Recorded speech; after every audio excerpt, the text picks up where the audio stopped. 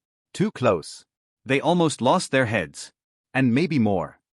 Victor, who walked out of the police station, didn't have a chance to look around as he was quickly surrounded by a group of very happy elderly women.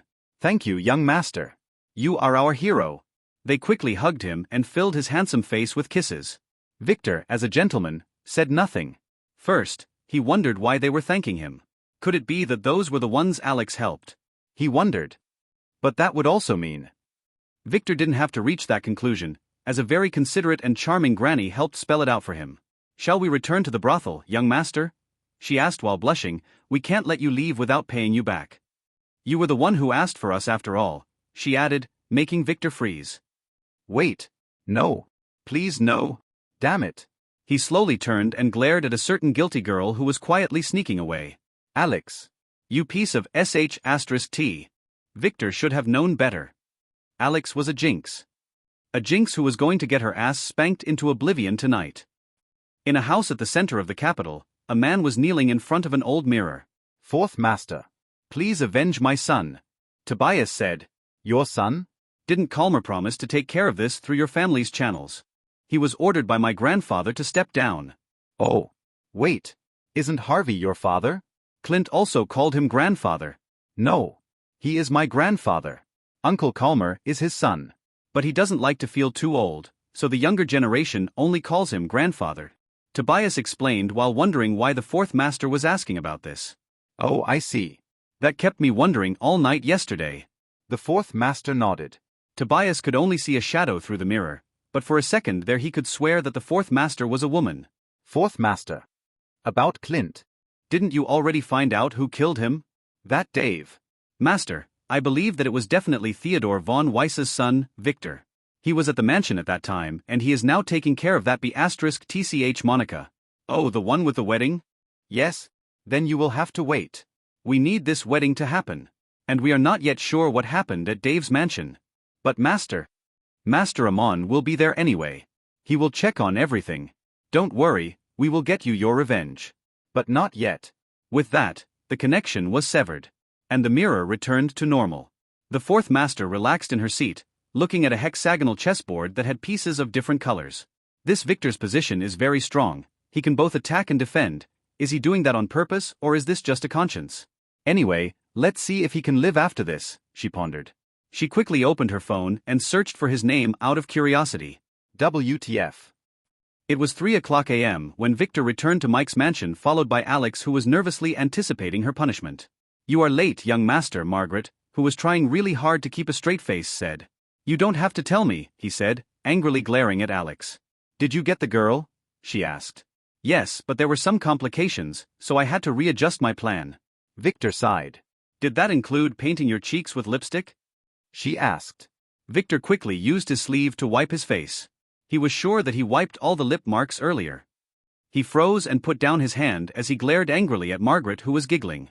I just had to make sure it was you, she said, sticking her tongue out. It's all over the internet, isn't it? He asked with a smile that was not really a smile. Alex shivered a little. He had been shooting her that same smile on their way back. Margaret was definitely a goner. Check it for yourself. I already sent them to your phone, Margaret said, giving him his phone back. He left it in her possession so that he can't be tracked. He couldn't give it to the jinx Alex after all. He quickly grabbed it, ignoring the missed phone calls from Hilda and opening Margaret's series of very ominous messages. The first one was of a young master in a brothel, making a specific request. It was shot from a strange angle, so it was definitely some pervert with a hidden camera. The second video was shot in the street. It was of the same young master leaving the brothel with a group of elderly women in some very revealing dresses. The third one was in the business district. The young master was using an iron pipe to fight swarms of armed men as he protected the old ladies. It was better than any action movie. He looked heroic.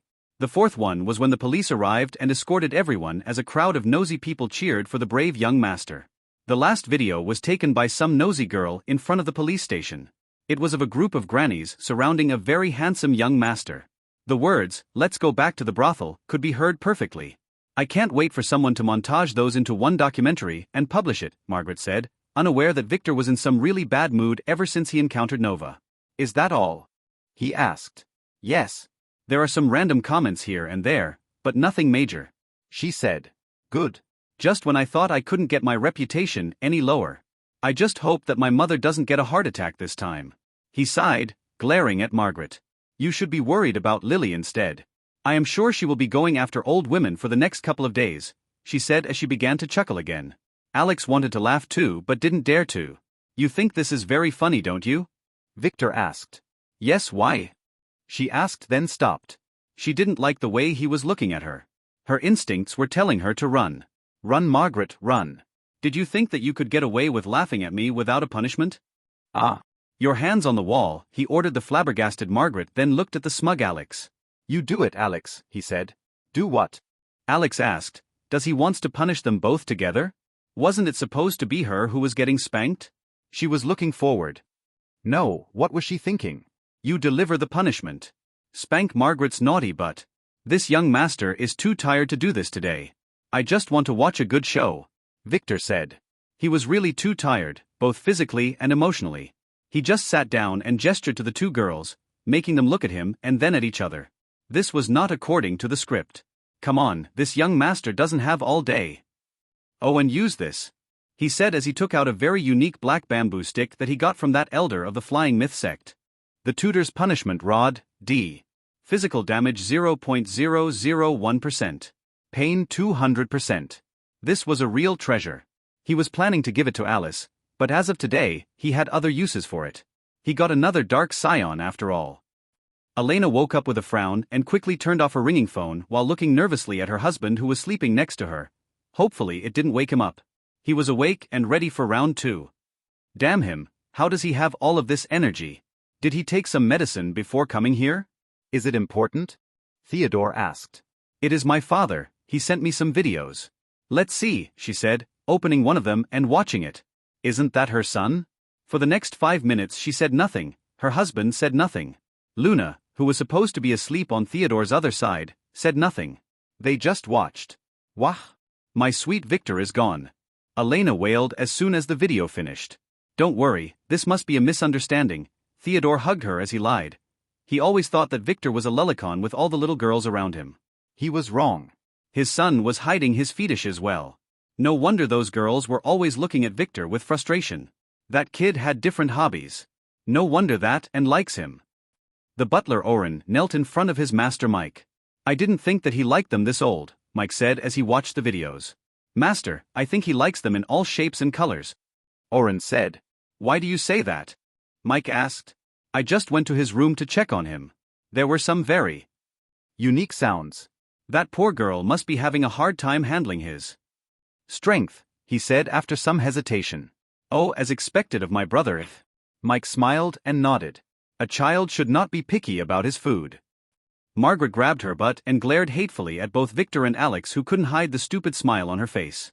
She got her revenge at last.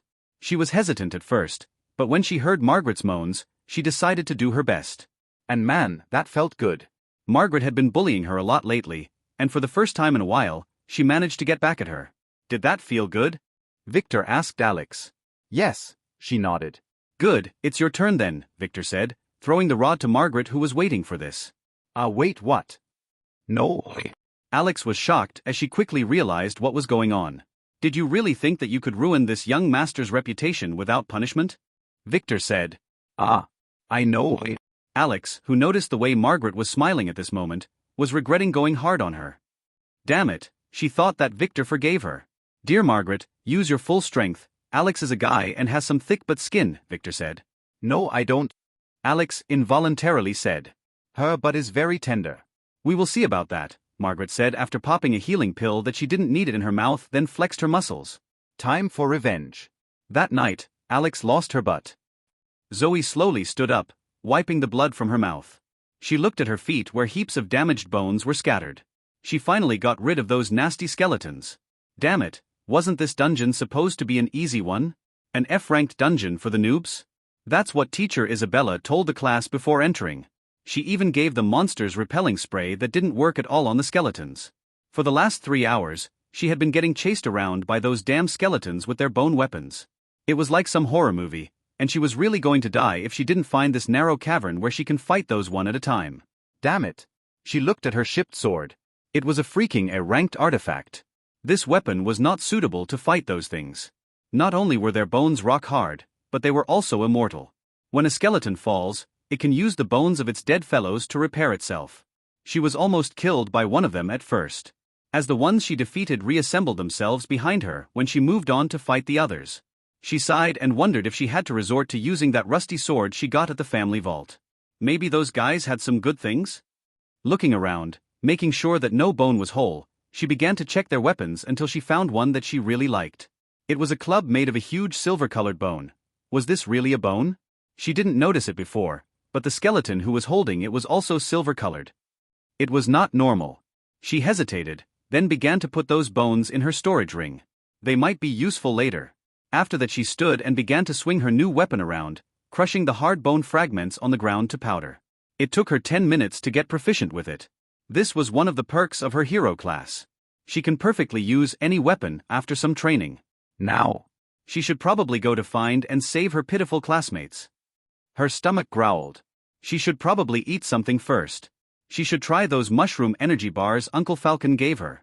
He said that they were a new experimental family product. Having gotten a few hours of good sleep after having the entire bed for himself, Victor woke up refreshed in the morning. After a quick shower, the first thing he did was call Hilda. He was not in the mood to talk to her last night. He already knew what she was calling about after all. Young master, where were you yesterday? Busy, he stated. School called yesterday, They were going to raid a dungeon. I already sent the twins, she said. Noted. Anything else? He asked. No. Was that really you yesterday? She sounded worried. It was Alex. He hung up and glared at the poor Alex who could only sleep on her stomach last night, and was having difficulty sitting down at the moment. Even after taking a healing pill, she didn't feel better. The damage was not physical after all. Alex, I will be counting on you today. Victor said, you better not do anything stupid like yesterday. Ah, isn't my roll over? Would it be a different brothel? Alex asked, earning herself a spank on her already swollen butt. Why would I send you to a brothel in the morning? Is that the only thing you can think about now? Victor scolded. Something happened yesterday, so I might need you to act as a kidnapper. Then while you two boys are having fun, I will use the morning to go meet some old friends.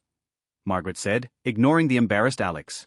Be sure to finish quickly, we will be heading back to Vane City to join the dungeon raid in the afternoon.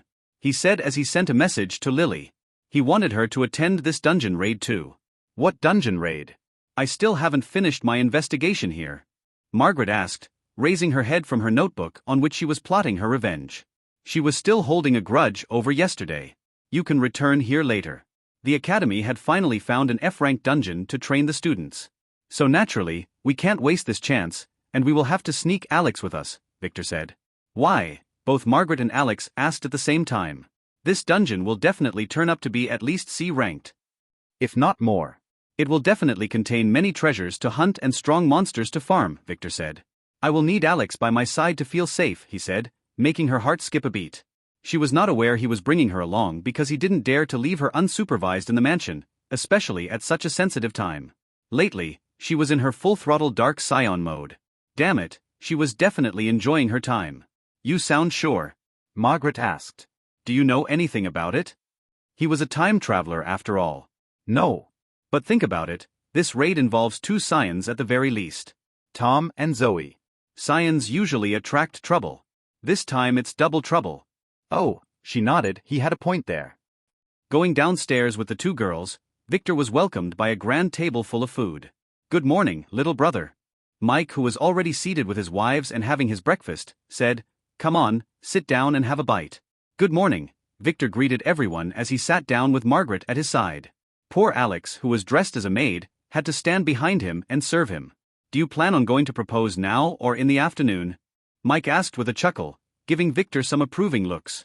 He suddenly noticed something. That maid. She was definitely a man. His brother was really amazing. He would not waste any food at all. Right after breakfast, Victor said, feeling his brother's strange gaze. Damn you, Alex. Oh good, be sure to leave a good impression, Mike warned. Brother, I need you to come with me. I am a little nervous, Victor said after some hesitation. Just in case Liliana lost her nerves and wanted to hit someone, Mike would be a good shield. He had to act really shameless today after all. Oh. I don't mind, Mike said with a smile. It is natural to be nervous. Victor was still a teenager after all. Mike really liked being the eldest brother. Ah, and by the way, do you have Alice's phone number? Victor asked suddenly. You can ask your butler for that, Mike said as one of his girls cut down his bacon for him. Do you want to ask her to come too? No. It's something else. I want her private phone, Victor said in a low voice. Oh. Mike didn't ask why, he just took a notebook from his pocket and wrote a number on it, then gave it to Victor. Make sure to ask her nicely if you need anything, he said. I would, Victor said, taking a look at the paper. In a wooden gazebo in the middle of a training field covered with sand, a very pretty girl was relaxing on her reclaimed chair as two maids fed her some grapes. No, those two were macho men in maid clothes. She was busy watching naked men covered in oil wrestling with each other. This is where the men in her fighting arena train. She likes to watch. Her phone rang. This one was her private phone. Alice frowned looking at the caller's ID that she didn't recognize, then answered, Yes?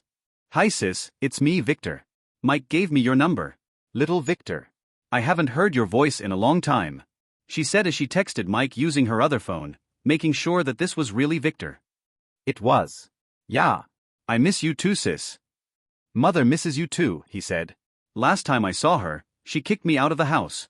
Alice said with a smile as that incident was part of her plan. Yeah. She was a little shocked. Victor said, Next time try going to meet her without your entourage. That would not be any fun, she said as she glanced at her two maids. I am not asking you to go there for fun. Victor sighed, his mother really missed Alice.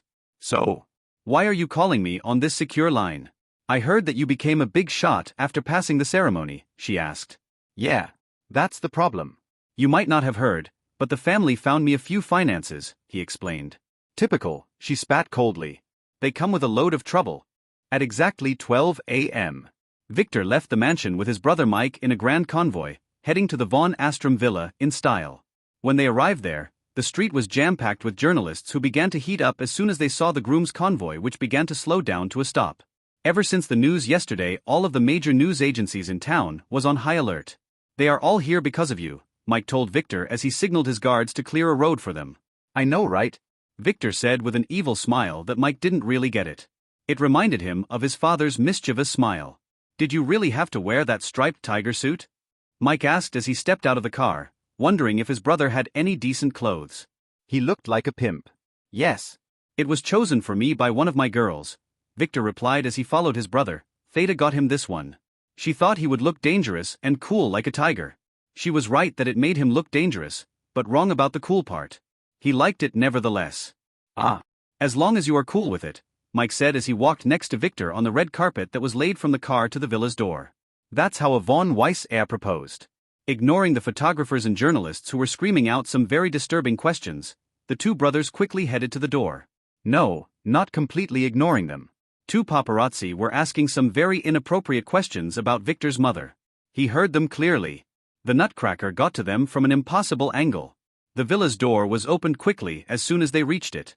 Behind it was a very troubled man who invited the two brothers in before shutting the door, totally ignoring the ruckus outside. Young Master Mike. Young Master Victor. I am Sirius von Astrom. This easy please, Sirius greeted nervously as he gestured for them to enter the living room. Liliana was waiting there, sitting in anger. She barely glanced at them. Please sit down. This is my wife Liliana, Sirius said. Victor and Mike quickly took their seats after greeting Liliana with a courteous nod. Where is the bride? Victor asked directly as he licked his lips and looked around, making both Sirius and Liliana cringe. Now they were sure the one yesterday was differently a fake. They could tell immediately from that pimp jacket he was wearing. She is not here, Liliana said as she glared at Victor. She had seen the recordings from yesterday. This guy was a pervert. And where is she? Victor asked as he frowned, making Sirius hesitate as his wife shot him a warning glare. She went with her friends somewhere to relax. She will return in a few days. Liliana answered. You don't have to worry, the engagement will go on as planned, she spat. This is the only way they can protect her daughter for now. Oh. That's good, Victor answered as he secretly signaled Alex by ripping a talisman in his pocket. Now. Let's make things clear. I will not let my daughter marry in a double wedding. Liliana began to list her demands. That's not negotiable. Victor interrupted, standing up angrily, just when something suddenly broke the window and hit Victor on the back of his head and sent him wailing onto the ground. Ah! He wailed. Guards! Mike alerted, as he saw Victor slowly stand up while holding a stone in his hand. Are you okay? Sirius asked as he watched his wife swiftly jump out of the broken window and glare at the journalists outside who were now kneeling as Mike's guards swiftly took out the big guns and ordered everyone to lie down on the ground with their hands behind their heads. It was a mess. Liliana returned 2 minutes later having found nothing. She saw the shadow of someone running away toward a nearby building, but when she reached there the guy had already disappeared as if he had evaporated in thin air. Entering the house, she found that her husband and the guests had moved to the dining room where they were standing silently. Sorry about that. The journalists, Liliana paused as she noticed that the men were reading a bloodied piece of paper. She could easily tell that it was wrapped around the stone as the purplish stains on it matched the blood dripping from Victor's forehead right onto her wool carpet. She froze for a few seconds, before running to the kitchen and grabbing a towel to wipe the blood quickly. The moment she entered the room again her husband gave her that paper as he took the towel and gave it to Victor, who put it on his head as he angrily glared at the couple. Not aware that the towel was meant for the carpet. I need an explanation, Victor said very coldly while wiping his blood. He would definitely punish that *TCH, Alex later. Did she have to throw it using all of her strength? It was like a freakin' bullet. Mike said nothing and just watched in silence. He didn't like being made a fool. Liliana frowned as grabbed the paper and began to read it. Nova is fine. She is in good hands. She will never marry that pervert. That's why we helped her run away. She didn't want me to tell you anything, but this is my duty as her friend. She will change her name and disappear forever. Don't look for her. Nova's friend. Young master, we better sit down first. Sirius said as he glanced at his wife, who forgot about her carpet as she began to shake a little. Her face was turning ghastly white. What is the meaning of this? Were you fooling me? Victor, who began to appear angry, didn't sit down, he just glared at the couple. Let's take it easy. Sit down. Liliana interrupted her husband as she sat down on a random chair and rested her hands on the dinner table, hiding her shake. Seeing that Victor and Mike were ignoring her, she released her aura as a player as she ordered again after a deep breath, "Sit down." Mike grabbed Victor's arm and pushed him to one chair, then sat at the one next to him. Speak, he said nervously. No one told him that there was a tigress in this house. Let's come clear then. My daughter was kidnapped yesterday, Liliana said after weighing his options. Her husband was activating an isolation talisman as she spoke. What? The message clearly says that she ran away? Mike asked as he glanced at Sirius and then back at Liliana. How could you let that happen? We are not sure about that. Yesterday, a man who looks exactly like Master Victor came to propose. We were fooled. He wanted to speak with her alone. Then they vanished. Sirius spoke this time, flipping his phone to show Victor and Mike a recording of Victor when he came in yesterday. It was shot from the house's security camera outside. There is no recording of him leaving, Sirius explained. Oh, Mike was surprised. He watched the video to its end. That guy really looked like Victor. No, not exactly. That guy was dressed in a white suit like a real gentleman. Who else knew that you would come to propose? Mike asked Victor. He seemed to have believed them. Everyone. This young master does not keep secrets, Victor said as he glared angrily at the couple. I see. Mike looked back at the couple. Can you find her? He asked. Many families have ways to trace their descendants. That guy must be using some talisman to cut us out, but we are doing our best, Sirius said, looking at his wife who kept glancing at her phone as if she was expecting a call. The room went silent for the next 5 minutes. No one knew what to say. So now what? Victor asked at last. I have already told the world about this wedding. Do you want me to appear like a fool? He asked.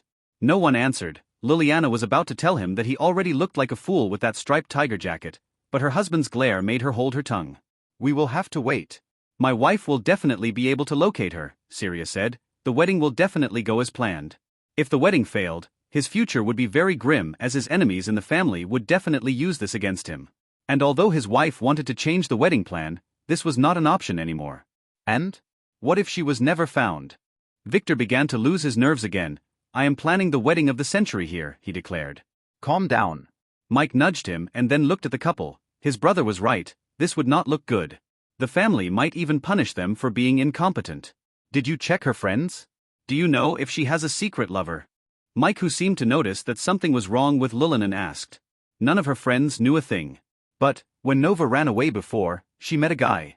We can't be sure it was him, though, as she never revealed his name to us, Sirius said as he pondered. Victor frowned as he watched the couple. Could it be that those two didn't know that their daughter was already a full woman? That would be the only reason why Nova would not tell them about Tom, fearing that he might spill the beans. Interesting. It's not him, Liliana said. Nova swore to me that she would never go near that guy again. And whoever helped her, she must have had a chance to ask him for help recently. We only knew that you were coming a few days ago, and she didn't communicate with anyone at that time, she explained. Ah, that's not entirely accurate, Sirius said after some hesitation. He really screwed up this time. What did you do? His wife, who knew him well, asked. A few days ago I helped her send a letter to that gay friend of hers, Sirius said, not daring to look at his wife. Which gay friend? Liliana asked as she squeezed her fist. Caspian or something, Sirius said after a sigh, not realizing that his wife was looking at him with her mouth wide open. Which Caspian? Why don't we go get that bastard and ask him then? Victor asked, hiding his shaking hand. Shit, that guy would definitely be at his wedding now. Plan B. No plan C. I don't know. Sirius was interrupted by his wife. It might be the young master of the heavenly sect, Caspian Drake, she said as she grabbed her phone and began sending some messages to her friends. She began to totally ignore her poor husband who would sleep on the floor tonight. Oh, everyone in the room went silent until Mike exploded. What? He asked as he stood up, pushing the chair behind him to the ground. If this did involve the heavenly sect, then they were in trouble. Why are you saying that? Sirius asked. He never knew that there was a relationship between his daughter and that big shot. Liliana ignored him. Please explain, Mike said. Nova met him once at a martial arts exhibition in Red Sand City, and she was writing letters to him lately. I intercepted all of them. That's what I thought anyway, she said, glaring at her husband who nodded first, then slowly his expression changed from remorse to joy. "Oh," Sirius said as he turned to Victor and Mike, "it seems like we can't go on with this wedding," he said. "Isn't this better for him? Caspian is a big shot, and his position in the family would definitely soar. He didn't need to fear his brother anymore. If it were Caspian, he would not need to sneak in the night like a rat," Mike interjected, making Sirius pause and think. That's right, someone like Caspian would surely drag her from the front door. Caspian might not really care about her. It was a one-sided fascination as Nova only saw him one time, Liliana lied after a few minutes of silence, in which she checked her phone a couple of times. "I called a friend at the sect, and young Master Caspian didn't leave the sect last week. It's definitely not him." She told the truth this time, sighing in relief. The only reason she approved her daughter's disadvantageous marriage was to make sure that she could never marry Caspian. This was related to a secret that she discovered and led to her finding her wimp husband as an excuse to run away from the sect. "Why?" her husband asked, then quickly shut his mouth after a murderous glare from his wife. Mike looked at Victor. "What do you want to do? This is your wedding," he asked. "I will talk to father if you want to cancel it. Even if Caspian was not involved here, the fact that the girl was already sending him letters was a good excuse to cancel this wedding." "Cancel? That's not an option," Victor exclaimed. "We will go on with the wedding. Even if it is a Caspian or something, I don't care, this young master wants his bride," Victor said. "But what if they didn't get her back?" Mike asked, glaring at the couple. "I don't care," Victor said. "Don't you have a son? Let him wear a skirt and marry me. I was promised a bride from this household and I will get it one way or another," Victor demanded unreasonably. "Ah, my son is a man," Sirius, who was distressed, said after taking a few seconds to fully comprehend what Victor meant. Thankfully his son was out looking for Nova. "This young master doesn't discriminate. I will just have to turn him into a woman," Victor said decisively, as if this was not the first time he did that. "Ah, I don't think that would be feasible," Sirius said as he wondered if this guy was serious or was joking. "Then, Mistress Liliana is still very charming. We can Victor said looking at Liliana, then quickly dodging as she, feeling a shiver run through her spine, instinctively threw her slipper at him. She was not that old to be a granny yet. "Victor, calm down," Mike said. He had the strangest feeling that his brother was acting. It was as if he knew that something like this would happen. "No, that's impossible. I am calm." "Do you guys want me to lose my reputation then? I already declared my wedding date to the world." Victor sighed and asked in great distress, as if he still had any reputation after yesterday's events. "Relax, we will get her in time. This wedding will go on as planned, just don't tell anyone about Nova's disappearance." Liliana said she really didn't like Victor at all, but if the wedding was really cancelled, the Von Astrom family would surely use this against her husband and her son. Maybe even her daughter. "Are you sure?" Victor asked. She didn't respond. The one she was tasked with locating her daughter didn't find her yet, so she wasn't sure. Why was that woman taking so long? Wasn't using fate to locate someone an easy task? It took everyone a few minutes to calm down. "We can help you keep this a secret," Victor said. "But what?" Liliana asked. "We have to make a contingency plan, listen," Victor said as he calmly sat down again. "If by the time of the wedding you couldn't find the bride, we will find some other girl to take her place. You will attend and act as if she was Nova. The wedding will go on as planned no matter what," he said. "Like we would ever." Sirius got angry but was interrupted again by his wife. "It's a deal. We will play along." She said this was the best outcome. If Nova married Victor, Caspian would not be able to marry her as the heavenly sect places a great emphasis on purity. What if Nova appeared with a new lover after that? Mike interrupted. He didn't like this at all. It was all messed up. "Didn't you hear? Nova likes that Caspian guy. She even sent him a letter a week ago." "This letter must be fake to cancel the wedding," Victor said. "This young master would not be fooled this easily." "What if she ran to Caspian's side?" Mike asked. This would be a big problem for his family. He didn't know a lot about Caspian, but he knew enough. "The heavenly sect would never approve of such a relationship with an engaged woman," Liliana said. "Young Master Victor is right. This is our best course." Liliana nodded. Unknowingly both Victor and Liliana had exactly the same goals. "Oh, oi." Mike, who was not entirely convinced, nodded. His brother was pinching his arm. On the other hand, Sirius, who wanted to ask his wife why she was against his daughter marrying Caspian, instead remained silent after getting his foot squished into the ground under the table. Victor didn't expect Liliana to help him. His excuses here were very weak. His plan was put in a hurry, as Nova left him no other choice, as she would never cooperate easily. Then it's a deal. Now let's go give those reporters outside a statement, Victor said with a proud smile. A young woman was playing with the curls of her crimson hair as she sat comfortably on a leather chair, while an ugly fat man squatted at the floor near her feet looking at her with awe. "Mistress, Margaret, will you really help bail my company?" he asked, earning another slap at his ugly face with her black horsewhip. "As I said, I want 51% of the shares. Your company is drowning anyway, the bank will take everything in a few weeks," she said coldly. This is too much. "How about 30%? He asked, trying hard to appear as docile as possible. If this B*TCH was not supported by that young Master Mike, he would have F*Ked her ages ago. But her background was very strong, and he really needed the money. Although no one believed him, after years of trying and failing, he was sure that his company was about to discover a new energy generation method. Too bad that his loans were about to expire. He needed some extra funds straight away to finalize the research. He was sure that they were very close to a breakthrough. 51%. "And that's final," she said. "Look here, little piggy, this young mistress is still giving you face. If you don't want that, we can always establish a new company, buy out all of your employees, then send you to the bottom of the ocean," she threatened coldly as she used her whip to strike at him again. But "You will still be the head of the company, and I will even give you a salary," she said, looking at the golden watch on her wrist. "You have 30 seconds to consider," she said, crossing her legs and making him swallow his saliva that was about to dribble on the floor. damn, this chick was hot. Maybe he would have a chance to get to know her more if she became his boss, and he really needs the money. His wife was about to divorce him because he could no longer afford her expenses. I approve. But, said after some hesitation. No buts. Sign, she said, pushing a stack of papers to him. He hesitated, but the sound of her whip hitting the table quickly reminded him that he should never hesitate. So he quickly signed the papers with great remorse. "Good, from now on I will be your mistress. The money will be transferred in an hour," she said coldly as she stood up and quickly left the meeting room, ignoring the inappropriate looks in his eyes. This bastard wasted a lot of her time.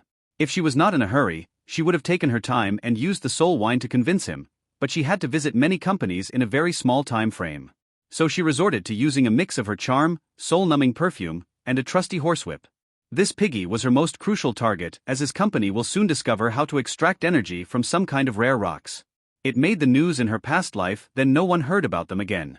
After talking to Victor in the last couple of days, she realized that what he used as fuel were the most common rocks in dungeons. Those rocks were the waste left after mining dungeons. The families were distributing them to research facilities around the world to see if someone can develop a good method of using them.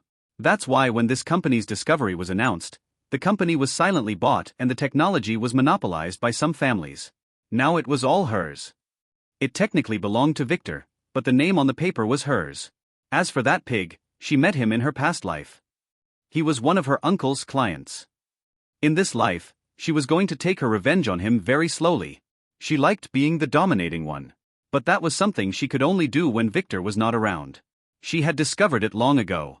Victor's weakness was that he always likes to be on top. He. One day she might use this to tame him. She was smirking like a goblin when Victor sent her a message. "Time's up, meet me at the airport." She could only sigh and get into the car. Thankfully she finished buying the really important companies that would turn a profit very soon. Finished already? Ron, who was tasked with driving her around today, asked with some admiration in his eyes. This girl whom he didn't put in his eyes yesterday, had already caused 5 businessmen to sell their life work in the span of a few hours. Even if his cousin was willing to pay a lot, it can't happen this fast unless he was using the family resources, which he clearly wasn't. Yup, another success. Where to now? Ron asked. He really wanted to ask if she was single, but after remembering that she came here with his perverted cousin, he knew the answer to that. But his cousin seemed to like older women. To the airport. Our little date is over, she said with a sigh, totally ignoring his flirting looks.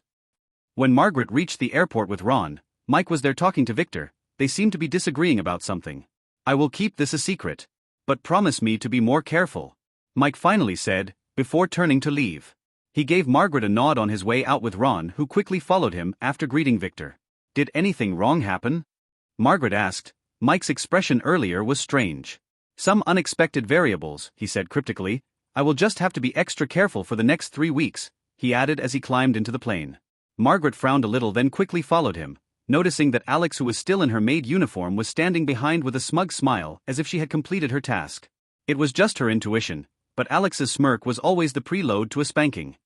What did this idiot do again? She didn't have to wonder for long as she suddenly noticed the bandage on the back of Victor's head. She could easily connect some dots. Do we really have to hurry to that dungeon? It could have already been conquered by the time we reach there. Margaret asked as soon as they relaxed in their adjacent seats on the private jet. This is a chance for you girls to level up. And dungeon conquering time grows exponentially with its level. If my guess is correct, this one might take a week. They were totally ignoring Alex, who was getting some nasty looks from a poor flight attendant who realized that the Alex was in fact a male dressed as a maid. She was also feeling jealous because of Alex's beauty and smooth tender skin. She began questioning her existence. But what if it took longer? Margaret asked. The wedding might be delayed. Don't worry, according to my estimation, it's not that dangerous. He was saying that because he knew well about that dungeon after watching Tom's and Lynn's actions inside. He was the keeper of the Royal Library after all, and it included the dungeon's archive. Although it was not even 70% complete, it had most of the big dungeons that involved the great powers. The Skeleton King dungeon was one of them. It was a C-ranked dungeon. Conquering it would normally take about 5 weeks, but if he was there the time frame would be reduced to just 1 as he knew how to kill the boss. He was just wondering why this dungeon got mistaken for an F rank. Nothing like this happened in his previous life. Deciding to investigate this once they got there, Victor looked back at Margaret who, like all the other girls, was getting prettier every day. This was the effect of being a player. How did the deals go? Victor asked, changing the subject. I finished 3 emerging social media websites, 1 food processing factory, and the Rock Energy Company. She said, I also bought a small stock trading firm to act as a front for future operations, she added. All that in one morning, he asked in surprise. No wonder Rob was looking at her with admiration. Aha, she nodded proudly. Not bad, he was very impressed. Margaret, despite her image, had some real gifts in the business sector. Will I get a reward tonight? She asked mischievously. She also had some real gifts and accomplishments in other venues. I don't mind.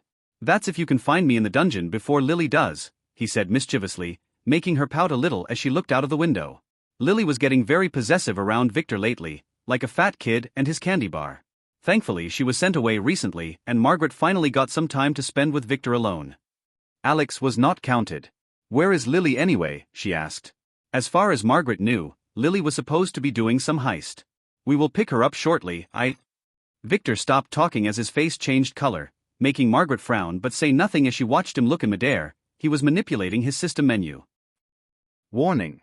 Artifact/15E224FF/IS attempting to a read operation on the following privileged properties. Fate power, birth destiny. Insufficient authority for direct access. Permission requested, allow? Yes, no. Victor frowned. Who the hell was accessing his fate? And why now? The only power with the means to know about fates was probably the Fate sect. He was not sure though. But how are they doing this? There was no one else on the plane. Unless.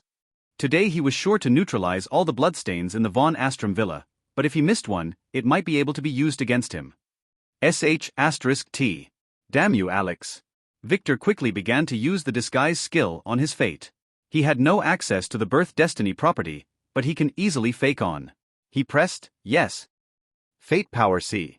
Birth destiny, a harem king with 99,999 wives. After that he quickly took out a talisman and lit its corner. A voice came out of the talisman as the smoke began to approximate the shapes of 2 women who were forming in the air between Victor and Margaret. One was Liliana, and the other was a young woman that he didn't know. She was wearing long robes, and despite the smoke having no colors, he could vaguely guess what color it was. Bronze. The color of the Fate sex robes. What did it work at last? This is the final sample I got. It was Liliana's voice. Yes, this time it did, a woman's voice that he didn't know answered.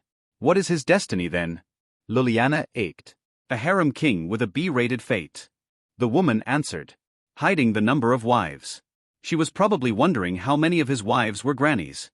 Oh boy. Liliana seemed deflated. Isn't that what you wanted? With him, Nova will be safe. I just want her to be happy. You know that's not possible. Nova is a dark scion, her happiness would lead to trouble. You have already tested that. You just have to protect her from the shadows, she said. Victor is the perfect groom, he is a pervert and his family is on the verge of collapse. Yeah. Did you find her?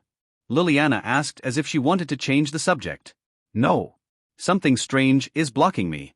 At first, I felt some sort of talisman, but since this morning, it is as if she is not in this world anymore, she said. She could be in a dungeon or a ruin, I can't really tell. Could it be Caspian? No. That guy is under our surveillance, he hasn't shown his true colors yet. Then what to do? Liliana asked. Just do what Master told you to do, follow destiny, and... The talisman was fully burnt. What was that? Margaret asked as the smoke dissipated. Thankfully they were on a private jet where smoking was allowed. A listening talisman I planted today, he said. Victor had planted this in the rock Alex used to hit him today. It had to be small though, so he couldn't listen for more dialogue. Thankfully it wasn't damaged. And? Trouble, big trouble. Victor replied. He didn't expect that Liliana knew someone of the Fate sect. But this made many things make sense. Liliana was probably someone of the Fate sect. And those bastards apparently knew all along of Caspian's plot, and let it happen. Too bad that Victor had no real interactions with them in his previous life and couldn't tell what was their plot. However, the thing that was bothering him since this morning was cleared. The real reason Liliana approved of this stupid marriage was that she wanted to make Nova miserable but safe. The same technique Victor was using on Alex. That reminded him. Alex, get your sorry ass here. It is time for your punishment. Victor yelled as he touched the back of his head, scarring not only poor Alex but also the flight attendants who would soon be witnessing a live spanking event for the first time in their lives. Ian watched nervously as the plane landed. Although it was her first time at an airport, she knew enough to realize that her mistress Lily was some real big shot as they didn't have to pass through security and directly headed to the airway where a private jet had just landed. They left the newly established Assassins Guild this morning and took a roundabout way until they reached here. Ian could still freshly remember Malcolm's face as he begged Lily to take him with her too. He only got his ass kicked as an answer. Serves him right, what a pervert. Although she couldn't tell why, Ian really didn't like that guy. Let's go, Lily told her as he hurried inside the plane as soon as its air stair was lowered.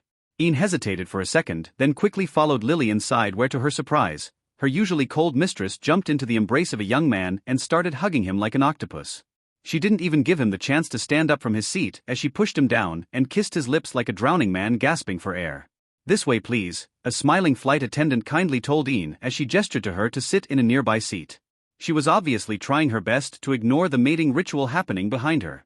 Ian nodded in thanks, then took a reversed seat, one from which she would be able to survey the entire plane. The flight attendant quickly helped her tie her safety belt. If you need anything just call for me, she said nicely then left. Ian nodded. She relaxed in the comfy leather seat and began to inspect the plane's passenger carefully, trying to ignore her mistress's actions.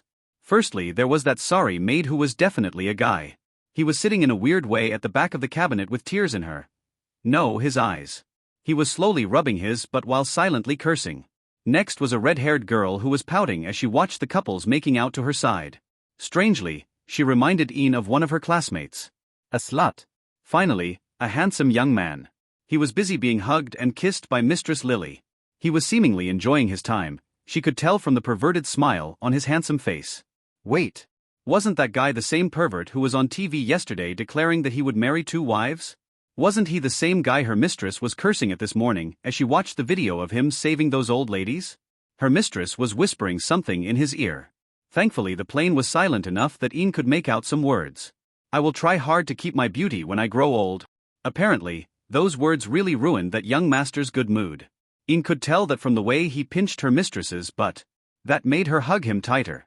Was this the same mistress who was acting all cold and mighty for the last couple of days? She was no different from AB*TCH in heat. Miss, can you take a seat? The jet will take off in a few minutes, a flight attendant suddenly asked Lily politely after clearing her throat. She was trying hard to appear as serious as possible. She was really wondering what was wrong with this batch of passengers. She had seen a lot of maniacs, but those were on a totally different level. She shouldn't have accepted the job offer to work on this private jet. She should have known that a high salary could not be earned easily. No, I am fine here, Lily said, continuing to hug Victor. She really missed him, and he smelled like grannies. She needed to erase that smell. Go to your seat. We have to discuss some things, Victor finally ordered, making the annoyed Lily obey reluctantly. She slowly stepped away from him and then sat on the opposite seat. The flight attendant finally sighed in relief and quickly went to her seat as the jet began to take off. Who is this? Victor firstly asked, carefully inspecting the nervous Ian who turned to look out of the window to hide her blush. She didn't like him, but he was too damn hot. This is Ian, she works for me, Lily said. She was pouting now. She has an interesting story that I thought you might want to hear, she added. Victor nodded and activated his inspection skill. Ian Artis. STR 17. Int 25. Luck 21. Charm 25. Fate C. No defined fate. Destiny list less than 10 order points to unveil. Good, not another scion. We will talk about her later, Victor said as he looked back at Lily. Why did you use the explosion array? He had to ask. The families were surely beginning to investigate that nuclear explosion. Although they would find nothing, he didn't want to be under suspicion. Ah. It's like this. Lily, who was nervously playing with her slender finger, quickly began to tell him what happened at Troy's mansion. Ian tried to listen in to their conversation, but strangely enough, she could hear nothing. It was as if they were reading each other's lips. She could understand some words, like demons and explosions. Oh. Demonification. You did the right thing, Victor said at last. If demons really escaped that place, the wedding would definitely be delayed. Did you get the data? He asked. Yup, Lily said, giving him a flash drive which he quickly stored in his ring as if this was something he really wanted. This made him get a better understanding of the relationship between the Von Zwei family and Troy. In his past life, Troy must have been one of their pieces. Now with Archie becoming the main heir of the Wyron family, this chess piece has changed hands. And the demonification data was really precious. If he combined it with the knowledge he had from the future, he might be able to do something cool. He had that dragon egg after all. I will review this after we finish with the dungeon. What dungeon? The Academy went dungeon hunting without us. We will discuss it on our way there. Now about this girl. Victor asked, looking at Ian, who got a little nervous. Well, this is her file. Lily gave Yin's data to Victor, who slowly skimmed through it. Interesting, he said after finishing, inspecting Ian again from head to toe. Ian. Come tell the young master the story you told me, Lily said while putting her hand on the seat next to her, ordering Ian to come to sit beside her. Ian slowly obeyed. Although she was nervous, she was able to calmly sit down and then tell Victor what she told Lily that day. About how her parents were demons and how she burnt them. She kept nervously looking at her feet though. Victor's charm was too much for this little girl. She was wondering if he would believe her. Her thoughts were all over the place. I see, Victor said as he relaxed in his seat. Do you know where your family went on vacation? He asked. Ah. Summer Dream Island, she answered, raising her head slowly to look him in the eye. She can at least look at him now. Summer Dream. In the Southern Sea. I see, he pondered as he looked out of the jet's window. This island was a part of a group of separated islands that acted as one country. It was a known tourist attraction. Those islands were also the location of one of the demons' bases that appeared straight after the reckoning. He didn't expect that place to be infested this early. That reminded him of some things too. There is a ruin near there, not a big one, but it had a few skeletal jade keys. Maybe he should take the girls there to play a little and exterminate some demons. Were they really demons? Did they kill Yin's parents and take their place? Lily suddenly asked as Margaret, who was also listening with interest, squinted her eyes. No. They just possessed them and devoured their souls. Like that thing that tried to attack Theta before, he said. Oh, Lily nodded. He reminded her of the incident when he went into a coma. Victor sighed again as he looked back at Ian. You did good. Very good. From what you told me, I can infer that the only reason they kept you alive was that one of them had problems with his body. Maybe the possession was not performed correctly. They needed a replacement body. They probably also didn't want to attract unwanted attention by killing you. I can't really tell, Victor said. Then. They were my real parents. Ian opened her eyes wide and asked as she shook. She always thought that they were imposters. They were the corpses of your parents. The real ones were already long dead, he said softly as he left his seat, then kneeled in front of her, looking deeply into her eyes. You did well by giving them a funeral. Her eyes began to well with tears. She was a little girl after all. Do you want a chance for revenge? He suddenly asked her after a few minutes. Yes, she said directly, looking him straight in the eye without flinching. You will not regret it, he asked. Never, she didn't waver. Do you know what a player is? He asked, intending to begin a lengthy explanation. I have already briefed her, Lily said as Ian nodded. Good. Then I will make you a player, he said, watching her hesitate for a second and then nod. She also wanted to be as strong as that spider boy who fought the mantis on TV. Lily had told her that he was a player. Alex, get your sorry ass here. Victor suddenly turned to the back and yelled, making Alex, who was relaxing at the back of the cabinet, flinch. What did I do now? She wailed in a miserable tone. Victor didn't keep his hand earlier. It was as if he had some grudge against her, but what did it ever do to him? Just come here. it's a reward this time, he said, smirking like an old man fooling a little girl. What if I don't want it? That's not an option. Oh, Alex said as she stood up slowly. She had a feeling that he was fooling her. But she didn't dare to disobey. Victor chuckled before looking at the nervous flight attendant. Go out and lock the cabin's door. You can only return after 60 minutes, he ordered. The flight attendant, who was expecting an orgy to happen an hour ago, quickly nodded and escaped after throwing Ian a pitiful look. They didn't even spare this little girl. She would definitely report them after they have landed, even if this would get her fired. As soon as the cabin's door was closed, Victor looked at the girls and Alex, who was now standing nervously next to Victor's seat. Listen, I will now turn Ian into a layer using a talisman, he explained, taking out one of the 2 awakening talismans he was left with. Would this affect us? We are already players, Margaret asked. This would only turn one person into a player, but if you are close enough it would upgrade your system to be better, he said, like what happened to me and Theta. Why the hurry? We could wait, Lily asked. They could wait until they get into the mansion where all of the girls could benefit. No, the talisman's effect is less than 1 foot, so the 3 of you will really have to hug Ian really tight, Victor, who knew what she was thinking about, explained. Oh. Come on now, time is important here. Classes are usually granted depending on people's experiences. The older the incident, the exponentially weaker its effect on the player's class would be, he said, looking at Ian, who didn't understand. I want you to get a demon exterminating power, so listen up. Whatever you feel in the next few minutes, I want you to think of only one thing. How you killed those demons in your house. Your unwavering will to exterminate them, he said. He was really hoping that she would get some demon extermination class. Those were very rare and only began to appear after 1 generation of the Reckoning, when demons were infesting the world. Hopefully, her latest experience as an assassin under Lily's hands would not ruin her chances. Ian nodded nervously as she felt the girls and Alex hug her. She watched as Victor held her finger and then pricked it with a needle before putting it on the golden talisman, which shone in white light that entered her body. Her world turned black and a blue shimmering screen welcomed her. Welcome, player. The awakening process took more than an hour for Ian, but only a few seconds passed in reality, in which Victor was watching nervously with crossed fingers. If this succeeded, this little girl would be a treasure. A deadly treasure. No matter what though, he had already decided to take this girl from Lily. She would be a good companion for Lara, who was getting slowly corrupted by Elle. This stoic strong girl would be a perfect counterbalance. He could also tell that she would turn into a great beauty in a few years, then. Damn it, control your desires, little Victor.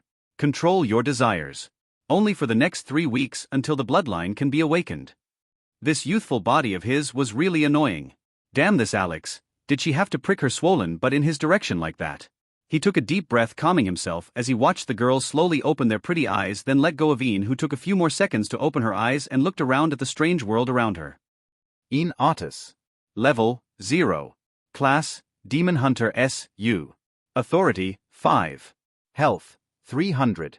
Stamina 310. Mana 300. Strength 30. Intelligence 30. Agility 31. Luck 26. Charm 30. Order 10. Recognized skills. Pain tolerance D. Stun resistance D. Inspection E. Studying E. Cooking F. Swimming F. Cleaning F. Fire arts F. System skills. Soul vision SSS. Hide breath A. Fireball E. Class skills. Demon sense S. Exorcism B. Slayer strike C. Banishing light E. Tracking seed F. Fate status. Fate's power C. No defined fate. Destiny list less than 10 order points to unveil. HSSSS. Victor gasped as he looked at Ian, who was looking back at him and the girls. This girl was more than a treasure. He really hit that jackpot here. You don't have to reveal anything, he said. You should never reveal your class or skills to others, he warned. She nodded. I have a skill that allows me to figure out what you got, he said, and it is a very rare, but very dangerous class at the same time. Isn't that what you wanted? He explained. She nodded with a serious face. Lily and Margaret frowned, wanting to ask what it was, but decided to say nothing. Both of them had the same idea. They would ask him privately later. Now, do you see anything strange? Victor asked as he smiled at her. A lot, she said nervously. Don't be afraid, those are our souls. Take a breath, and adjust yourself.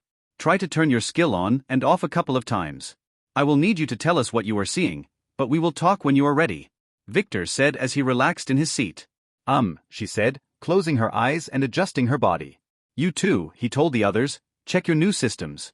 The three girls nodded and closed their eyes and began to explore their upgraded systems. Two of them now had titles. The first one has 2 titles. It was none other than Alex. Dungeon Sneaker, entered and exited a dungeon without clearing it. All creatures within a dungeon have 200%, 300% aggro against you. Survivor, survived a certain death encounter. Health plus 15%. A scion was a scion no matter what. Victor sighed. The first title must have been obtained for the Thunder Sect's sneaky awakening method. As for the second one, Victor had no idea when Alex got it, before or after meeting him. Margaret was the second one. Love Me Not, killed your lover in a dungeon while looking them in the eye. X31. Critical hit chance against lovers 50%. Critical hit damage against lovers plus 1% greater than plus 31%. Victor was stunned. This title was amazing. No, super amazing with an overlord potential. Didn't Margaret charm more than 31 enemies? This must have been only counting the ones she personally killed while glaring them in the eye. Do they have to be truly in love with her though? He will tell her to test it later. Anyway, this title had the potential to be very overpowered, but it required breaking a lot of hearts. Disgusting slimy goblins' hearts, but they were still hearts. Too bad that Lily didn't have any real chance to perform in a dungeon, so she had no titles. It took Ian 15 minutes to fully relax and then open her eyes again. They were shining with a new profound hope. Ready? Victor asked her as Margaret and Lily inspected her closely. Yes. She seemed more confident. Good. Tell us what you see. Let's start with me, he asked as he activated 3 talismans. Some secrets needed that level of protection. She nervously nodded as she looked at Lily, who also nodded encouragingly. You have a big purplish shining copy of you on top of your head. It's not exactly you, it has strange shimmering scales and 2 horns. It seems to be a little injured, as if someone cut it with a knife, she said as she shrank a little in her seat. That's my soul, it looks like a dragon because of my bloodline, he explained. If I were a demon you would have felt it with your demon sense. She seemed to have figured some things out and relaxed a little. It has strange lines connecting you to a lot of places, and to that guy, she said, pointing at Alex, whom she could see a pretty winged girl in his soul. Is that what being transgender meant? Being a boy on the outside and a girl inside? Yes, Victor nodded. Those lines were his blood slave connections. Is that all? He asked. Your soul also has a fork imprint on its shoulder, as if it were burnt. No, branded, she said, finding the right word. A fork. He quickly asked, closing his eyes and inspecting his soul. He saw no forks. There was nothing there. Was she scamming him? Yes, it's a round fork like the one they use in old movies. Like a devil's fork, she said nervously, taking the pen and paper he presented her and drawing an psi symbol on it. Okay. Try to look at Lily then now, he said with a frown as he took the paper and looked at it. He had no idea what this meant. He didn't like it at all, but hid it well as he didn't like to freak the girls out.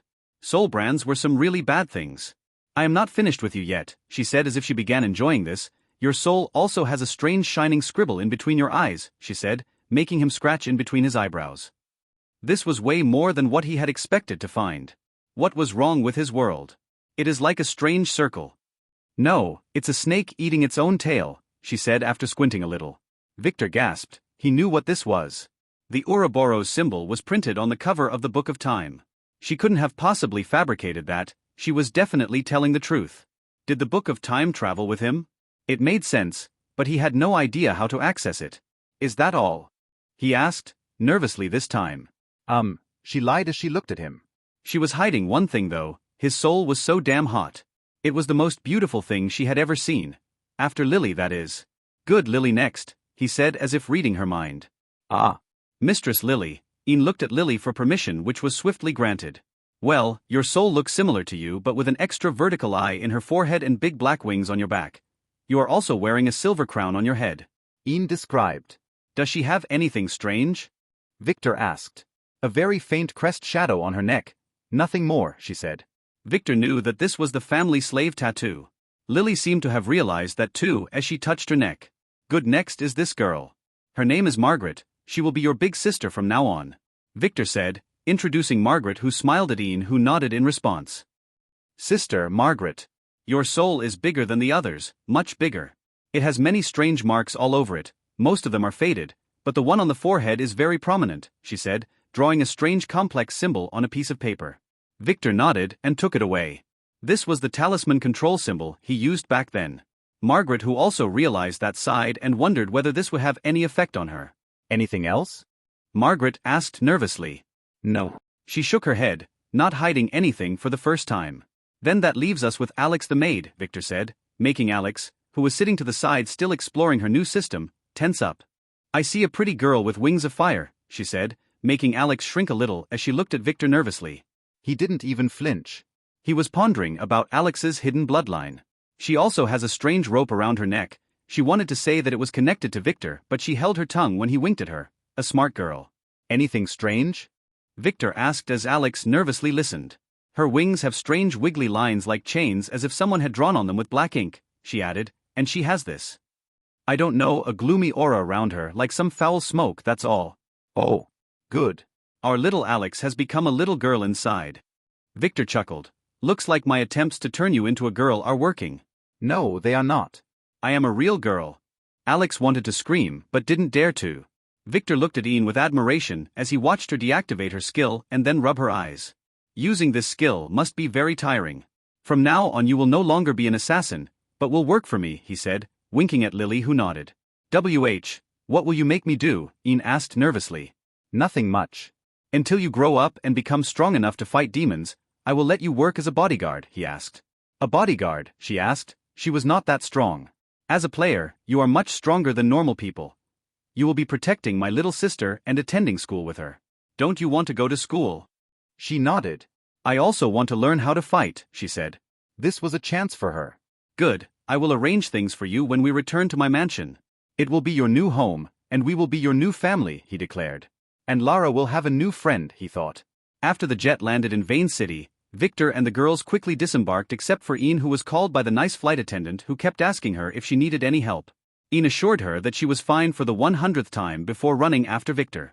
The group was welcomed by Leo, who was tasked to drive them to the mansion. When manager Arya asked if any of the company's drivers was free to drive the CEO around, he quickly volunteered. Although he didn't get any benefits yet, he was sure to be rewarded one day.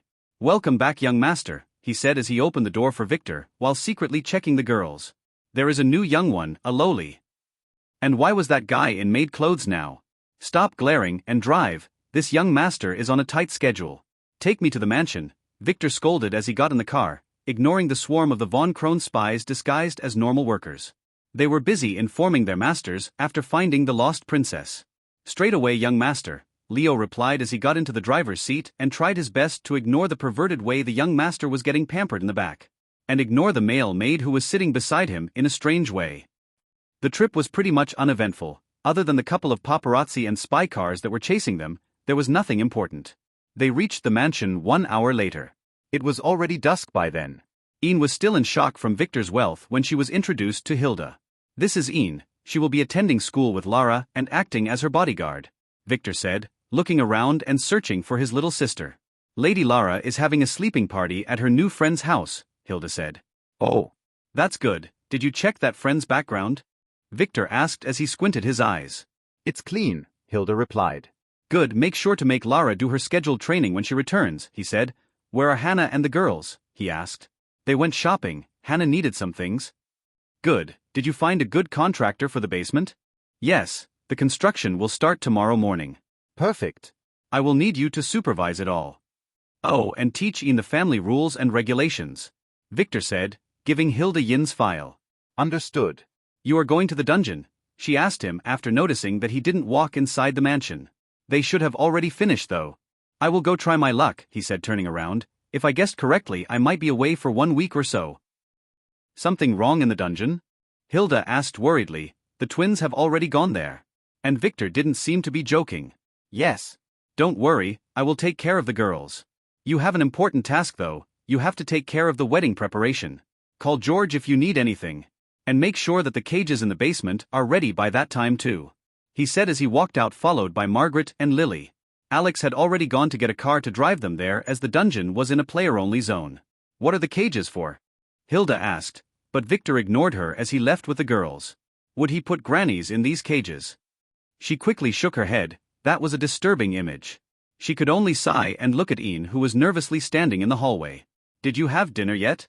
Hilda asked as she petted the little girl's head. Master, we found the young lady? A female spy suddenly broke into James Trove III's office and startled him. What? He said as he lifted his head from the document in his hand. Where was she? He asked as he swiftly hid the magazine under his desk. We don't know. She is now with that pervert Victor. Thankfully he is not into young girls, the spy said, acting as if she had seen nothing.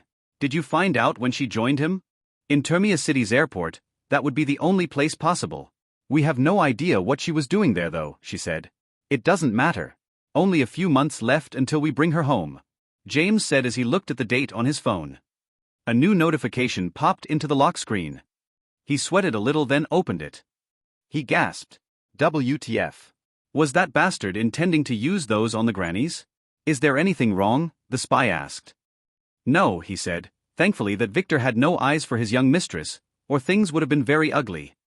In a mountainous region near the edge of Vane City's administrative zone, a car slowed down as it approached a wired fence where a few men in black suits were standing guard. This is a restricted area. One guard hurried to the car and said politely. Those guards worked exclusively for the Players' Council, so naturally, they knew how to recognize their masters. Victor, who had already rolled down his window, nodded to the guard and flashed both his family token and Academy ID. The raid had already started yesterday, young master, the guard said politely. They might go out at any moment now. I was delayed due to family business. This young master just wants to try his luck, he said lazily. I understand. This area is now under the supervision of the Academy. Only those with Academy ID can enter the dungeon, the guard said as he gestured to the other men to open the gate.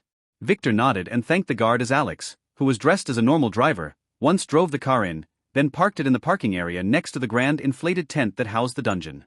Let's go in. Alex, drive the car out, park it somewhere nearby, then sneak back in after us. Victor said as he stepped down.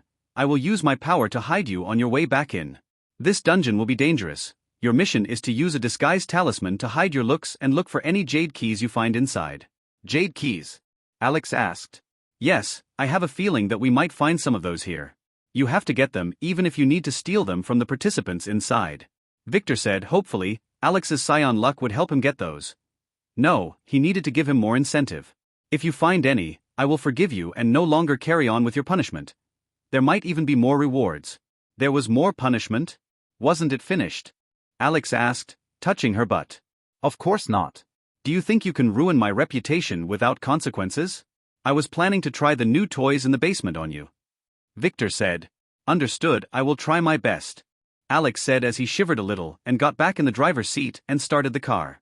She was wondering if she should escape the country. No way, Victor would surely find her and spank her, but again. Damn it. Oh, wait a moment. Margaret suddenly said as if she remembered something. The toys you got from me. I want them back, she said. About those. Alex paused, then sweated. Then closed the car window, acting as if she heard nothing. Hey, Margaret yelled, but it was too late. Alex had already started the car and driven away, leaving the dungeon complex in seconds. He nearly drove over one of the guards. That car is really fast, Victor said with a smirk. Oh, you think that's funny? Margaret smeared back at him. I bet you that Alex forgot the toys at the brothel. I wonder what people would say when they find those, she said as she turned around and quickly moved to the tent. It took a few seconds for Victor to realize what she meant. What kind of toys were those? He asked after her suddenly. He didn't care about normal things. The type that you wouldn't even dare to show to a prostitute. The type that should have stayed as a concept art, she answered with a blush. She got those on a whim to scare Alex. She was not planning to use them, maybe a little. OSH*T. Victor cursed and then quickly called Kai. By that fucking brothel. He didn't need to continue. Young master. It is too late. My condolences. Kai answered in a tired, serene voice. He didn't even need to ask what brothel. Speak, Victor asked. Was he too late? This morning. Some pervert journalists began to follow your trail. They found the room you were in yesterday. There, they discovered some very disturbing toys, if they can be called that. The journalists thought they were just some regular art installations and power tools at first, but a granny who was there helped clarify things out. I am sorry, young master. I was too late.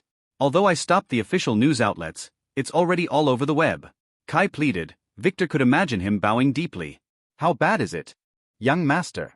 After today, please avoid appearing in public. Your reputation had become worse than that spider boy. Some are calling you names like Grandma's boy and Giant D****** oh boy. Victor gasped and glared at Margaret, who blushed and looked away. Lily, who was listening to Victor's conversation, quickly searched the term and gasped. Just make sure to remove all the traces online one by one, Victor said after 1 whole minute. Mistress, and had already ordered that. But things like this can't be erased. People would remember, Kai said. Kill anyone who dares to remember or call me names. Victor yelled. Call Master Alfred and ask him to help. And just make sure that my mother does not see those. Victor yelled again before hanging up. Thankfully, his mother was not too tech-savvy, and some things could still be hidden from her. Hopefully, the family censorship machine would be able to fix things to some extent before the wedding. Damn you, Alex. After 3 rounds of some very vulgar cursing that the guards around the area tactfully agreed to ignore, Victor stormed the dungeon tent, followed by Margaret and Lily, who was glaring daggers into her. I better not meet you at the dungeon, slut. That was what she meant. Victor, who seemingly forcefully erased what happened earlier from his poor brain, smiled as soon as he entered the tents inside. There the dungeon gate was. A cyan-colored revolving vortex inside an iron structure that was built around the gate to absorb its energy. Gates generated some unique energy that was still under study. After the reckoning, people would learn how to harvest this energy wand and put it to good use. Young Master Victor the First, presume? A very normal-looking girl with short hair asked. She was standing guard next to the gate, leaning her perfect body against one of the iron frames. Naomi Chill. Level 40. Class, Imperial Jester, S. Authority, 6. Strength, 115. Intelligence, 130. Agility, 120. Luck, 20. Charm, 34. Order, 25. Skills. Appraisal, S. Killer Joke, S. Survival, A. Cooking, A. Bartering, A. Quick Steps, A. Laughing Ray, A. Charm, A. Disguise, B. Search Area, B. Dagger Arts, B. Self-Defense Arts, F. Shield Arts, F. Poison Resistance, E. Map Drawing, F. Equipment. Demon Slaying Dagger, A. Defense Talisman, B. Storage Ring, D. Fate Status. Fate's Power, A. Define Fate, Thomas Watson's left hand and concubine. Destiny list less than 10 order points to unveil. *T, he knew this Tom lover too. She was his assistant with teacher Isabella and an active agent for the Free Players Association. He remembers her giving stupid speeches in his previous life. He didn't expect to see her here. Thankfully, he was always disguising his status, so when the being apprised window appeared to ask for his permission, he just pressed yes. The one and the only, he said proudly as he began to boldly check her out. She was using her disguise skill to make her look normal, but Victor could easily see through that and check her body. This pervert was moving around naked while using the disguise skill to wear some clothes. He was not really interested in her. But, your class has been in there since yesterday. You are late, she said as she felt a chill up her spine. Why does she have the feeling that he was checking her? No, his disguise skill was perfect. He would only see through her if he had authority over 60, which was impossible. Wouldn't it be exciting if he could really see her? What was she thinking? Yes, he is handsome and younger than her, but she was not into men. She already had her Bella, whom she was cooking slowly. I am always on time. They are the ones who got in early, he explained. Can I go in? He asked casually before winking at her. Those girls are with you, she asked coldly after noticing Margaret and Lily who were behind him. Men are all like that. Yes, Victor said. Show me your academy ID cards, she said, stretching her hand. Victor nodded, taking the cards from Lily and Margaret and handing them to her, making 2 of them fall to the ground behind her. Let me. He quickly wanted to kneel and get them, but she stopped him after realizing what he was after. No need, she spat coldly, before glaring at him and then doing what he wanted her to do, turning around then bending down to get the cards, giving him a wonderful 360-degree view of her amazing body. He had seen better, but this chick was not bad at all. Maybe he could achieve with this one what he failed to do with Isabella? Hopefully, he would be able to harvest enough order points in the dungeon so that he would be able to see her full destiny list when they leave. You can go in, she said after abruptly standing up, glancing at the cards then returning them to him. Why was her survival skill warning her against Victor? Victor just nodded in thanks. Although Naomi didn't know what he was thanking her about, she nodded in return and watched as Victor walked toward the dungeon's gate.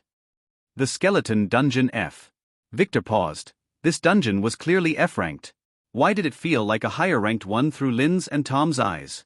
Victor had multiple theories, but he can only confirm them inside. Be careful. If you encounter trouble, hide and wait for me, Victor told Lily, and Margaret then stepped into the vortex.